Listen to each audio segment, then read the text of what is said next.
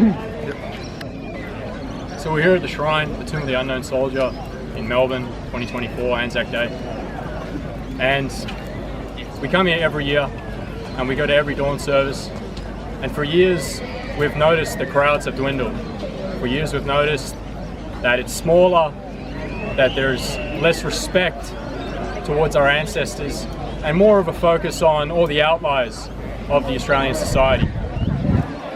Today was another reminder of that in a different way. I think the so-called woke revolution that's been happening in our society, that's been constantly pushing for the rights of any other group other than ours, and the recognition of every other group except ours and our ancestors, it seems to have been slowly dwindling.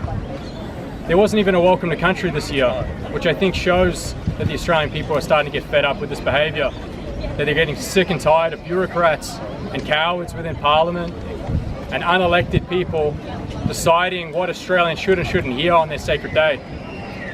I think today is so important for us as Australians to come together. No one forces us. No one's getting paid to be here except the police, of course, which, as you can see, are surrounding us in large numbers, because as white Australians, we dare to speak for our own accord. I think it's important to remind people that over 100,000 men died in the First World War on our side, from our camp. And I think that's more important to talk about than the worries of some pogue sitting in the desert for 20 days. I don't think that's important, and I think it is insulting. I think it takes away from the sacrifice of our people, and I think it takes away from the sacrifice of everyone that built Australia. Australia was founded as a white nation. The first 15 Prime Ministers of Australia supported the White Australia policy.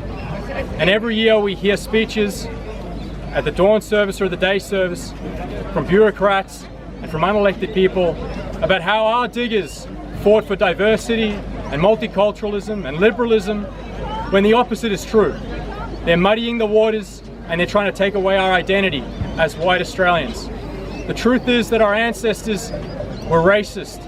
The truth is that our ancestors fought for a white Australia, and that their version of liberalism was actually so extreme that they killed their fellow Germans.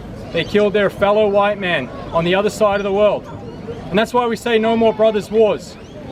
The Germans fought for a greater German Reich, and the British fought, and by extension the Australians, for a greater British Empire.